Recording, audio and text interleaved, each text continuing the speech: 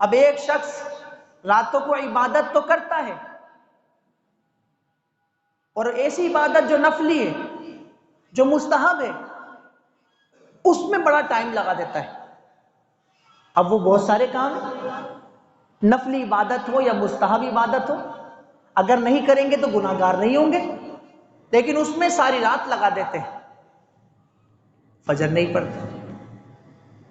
تو ایسے نفلی کام سے بہتر یہ ہے کہ آپ اپنے کام کاج، ضروری کام کاج سے فارغ ہو کے سو جاتے، آپ راتوں کو عبادت نہ کرتے،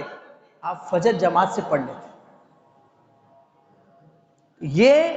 پوری رات عبادت کرنے سے زیادہ ثواب ہے، کیونکہ فرض نماز کو جب اہمیت دی گئی اور نوافل کو نوافل کا ایک جو اس کا مقام تھا وہ دیا گیا، اور یہاں فرض نماز کی جماعت کو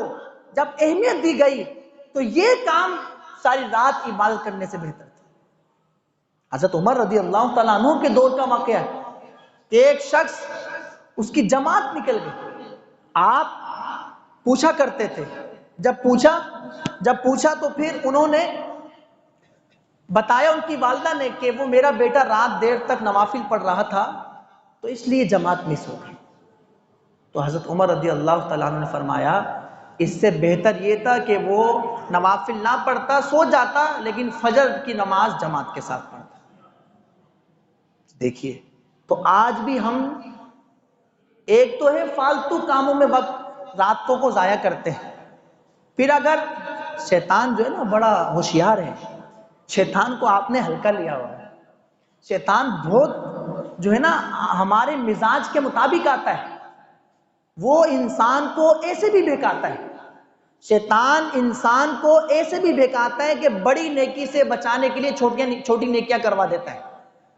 ہم سمجھتے ہیں جناب ہمارا کام ہو گیا، اس کا کام ہو گیا،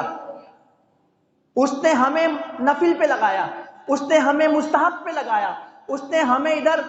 جو ہے مستحبات کی طرف لگا کر فرض سے، واجب سے چھڑوا دیا، دور کر دیا، وہ کامیاب ہو گیا۔ ہم سمجھتے ہیں جناب ہم کامیاب ہو گئے، نہیں، ایسے بخشش نہیں ہوگی، پکڑ ہو جائے گی۔ نفل نماز یا مستحب کام اگر کوئی نہیں کرے گا، اس سے کل سوال نہیں ہوگا کہ آپ نے یہ کیوں نہیں کیا، لیکن فرض کام، واجب کام، سنت موکدہ اگر کوئی جان بوجھ کے نہیں کرے گا تو اس سے پوچھا جائے گا۔